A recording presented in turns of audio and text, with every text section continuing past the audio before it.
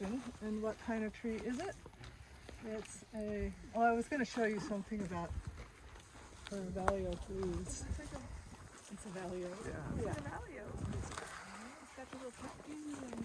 Well, all oaks have catkins. Oh, all oaks have catkins. Yeah. Is that tall? Deeply lobed. Oh, valleys. That's a good way to remember it. Yes. Yeah, that's how I I have several mnemonic aids for valley oaks. Yeah. Very deep, V is for valley and V is for very deep lobes and vase-shaped, often vase-shaped structure. Ah. And very large V for very large acorns. Oh, and Yeah. very large acorns too. Okay. God, I can't believe we didn't notice that this was a valley oak yesterday. So, because these leaves are much better for looking for folds and rolls. And why I wanted to tell you about that is that, so this is the time of year when caterpillars are numerous. Yeah, They're eating everything. They're eating leaves. They're often hanging by silk threads. They're pooping. Once I was camping and my food got all full of caterpillar frass because they're up there pooping away. Frass is all insect poop is called frass, F-R-A-S-S. And but we look at the leaves and we don't see many caterpillars. And why is that? Yeah, why? Okay. Because the caterpillars cause the leaves to get folded over or rolled, and then they feed inside those folds so that birds won't see them. And another reason we don't see them a lot is because they often just get picked off by birds very quickly. And I didn't mention this yet. I was saying that insects are the foundation of animal food webs, but caterpillars are the absolutely, what's the word, primo foundation of animal food webs because they're incredibly high in fat and protein and carotenoids, which is a pigment that helps with immunity and all sorts of things that animals need, I think reproduction. And Would you mind coming this direction and looking at this different tree and tell us what you see here? just 1 minute. Yeah. Yeah, I will. I'll get there. We're definitely going over there. But so who is famous for needing caterpillars? Babies or chicks, whatever, babies. Baby birds. Yeah. Baby birds are caterpillars are the essential food for most baby land birds. Not like, seabirds or anything, but land birds.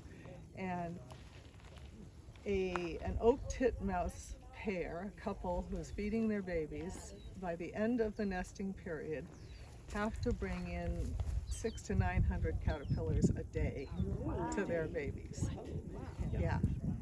And think of larger birds like robins. Well, they also feed their babies worms. And so in cities, studies have been done of bird nests in cities where there weren't very many native plants, and the bird babies died. So, and the favorite kind of caterpillar of baby birds are the little ones that are green or tan, that are smooth without bristles, and they're in the Geometridae family, which is the inchworm family, or the Noctuidae. What? That's what this tree puts out. Yeah? That's what this tree puts out. Okay. A lot of those, yeah. And I was hoping to find a folded over leaf. I looked at one the other day, and I peeked inside, and sure enough, there was a caterpillar. So how the leaves get folded and rolled, and the leaves also get stuck together, so there's a little pouch space inside. That leaf was on that tree, I think, yesterday. Oh, no, that one yesterday, Yeah. yeah, that's different though. Oh, So how do leaves get folded over or rolled to hide caterpillars? I don't know. Okay, so I'll get a leaf and I'll demonstrate. Too small to demonstrate, but here's one that's larger. So a caterpillar caterpillar, you know, caterpillars extrude silk. So a caterpillar, oh, okay. Great, that's exactly the kind of thing I was looking for. And you peeked and, I did peek. yeah, okay. You found So there's it? a little green, is it green? I can't tell you. I only saw the silk.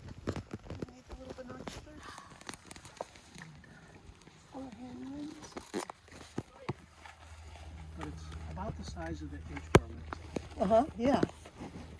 So how does that, can someone else hold this while people look at it? And I'm going to demonstrate on here. So what happens is a caterpillar will plant a little bit of silk on the outside of the edge of the leaf.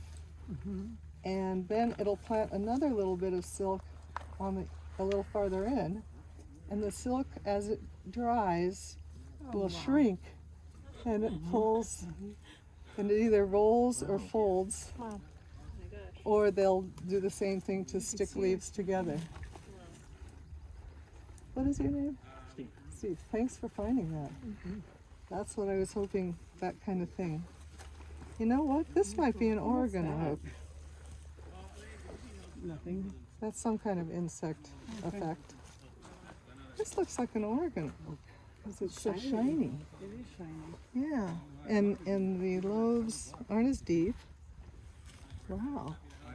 That other one was definitely a valley, but Oregon oaks have shinier leaves. They hybridize too, so They we hybridize, have so a it's lot probably of, some we have of. a lot of hybrids on the garment. We had an oracle oak, right, Steve? Oracle? We do. We have black oaks here. Not very big. I don't know how to see if there's a little caterpillar in there. It's too tiny. Have a little handle. Let me see with that.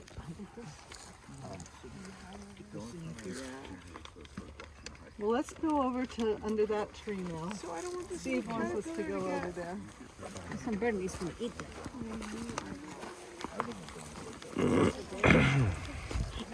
What were you wanting us to come to this one? Maybe, I'm not sure what this is. That's what I wanted to know your opinion as to what this particular tree. It's huge, it's big, it's majestic, and what it does is it allows us to bring people here and use this as a classroom. Well, I've just been assuming it's an interior live. Why do you think it's not? It has the, let's see. Ooh, Ooh, yeah, let's see. Ooh. I think it's a hybrid. It has How many veins? 1, 2, 3, not quite 8, 4, more 5. than 6. And you know, sometimes some leaves have more veins than others on Yeah, the same tree. Yep. Yeah. And certain side of the tree is different, and the canopy is different than the down foliage. And the trunk and branches are kind of, are they sinuous like a coast live? They kind of seem coast live-ish to me. Yeah. Then it's not. But there is a version of interior live around here that's huge. It's just massive. Yeah, interiors can be really, Massive. really Can be huge. small too. Yeah. Can be really small. Really Yeah. massive. It just depends on where its footprint is. So I would say that this is, Call it a hybrid. yeah, and I'd say 3/4 interior and 1/4 coast or something like that, maybe. So you brought us, what tree was that leaf from? The one with, Right in the corner. That was that right one. here. Yeah. has anyone ever seen the leaves of interior live oaks folded or rolled or stuck together? Nope. I haven't been looking, so I don't know if they do that. But the other day, see how these edges kind of roll naturally? So it may be that they don't have to do that to these as much, because they don't have to, the insects don't have, the caterpillars don't have to make it happen, because they're already naturally kind of rolled. So That you may should be the attract more caterpillars then, because their home is almost made. Should you what? It may attract more caterpillars because they're easier to. Well, that's a good thought. It's also, I think of these leaves as being harder to eat. 'Cause yeah. So let's see. The coastal oaks also have It's a curved beautiful tree. shape. Sometimes, yeah. They're often flat, but yeah. So here, I'll show you a leaf over here that has, I think it's a spider egg sac.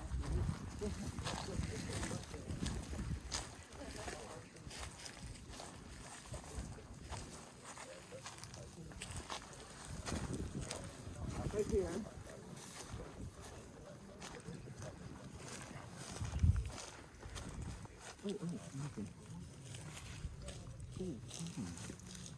So who makes, so what, so caterpillars, what do you do? I'm not sure what this is. It could be a spider. Moth caterpillars, by the way, moths, and moths are about 5 times more abundant than butterflies. So what I tell people is that we have to garden for leaf damage and for moths instead of for butterflies. And there are some really beautiful day-flying moths, although they're definitely, in general, not as colorful. Do you know that the butterflies are actually moths, taxonomically? They're day-flying moths, and they've had to evolve beautiful colors because they're visible, and that's how they, they influence other species with their colors. Do you know why monarchs are as bright and colorful as they are? Because in the animal world, bright colors mean eat me at your own risk. I'm toxic. So the little drab ones aren't usually toxic. So this is just an example of a naturally rolled leaf with either a spider or a moth. So I would think that this would be a moth cocoon, a moth pupa, because moths make cocoons, the fibrous things, but butterflies don't. How many of you have ever seen the chrysalis of a butterfly? How many of you have? Pictures. Okay. Pictures, yeah. Well, they're not fuzzy like cocoons. In fact, let me show you something.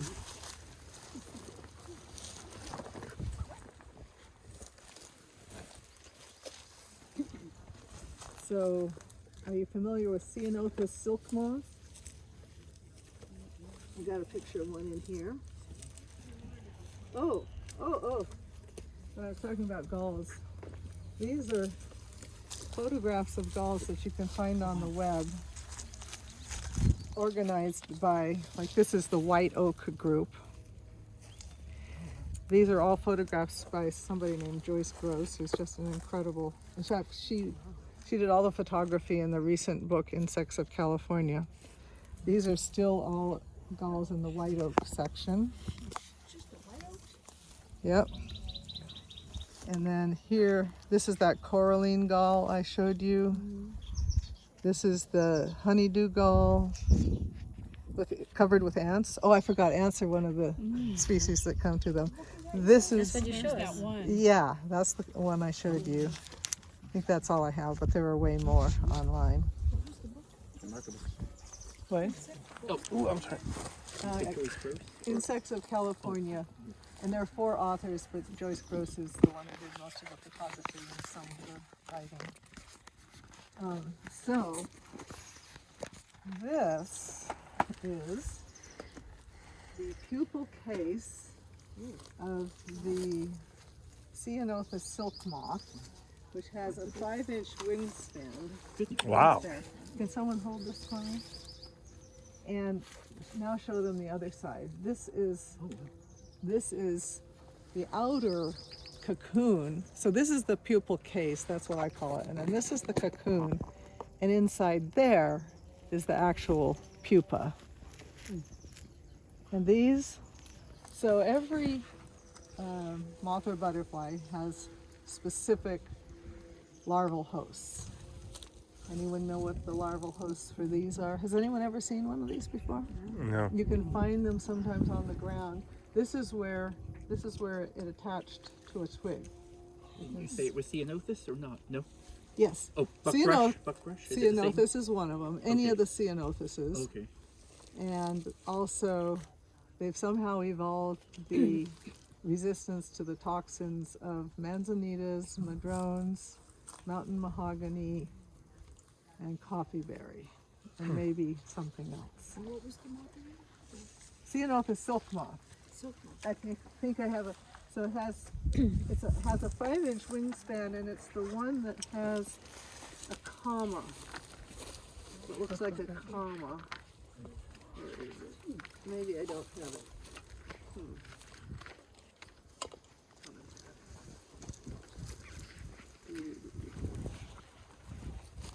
Oh, I guess I don't.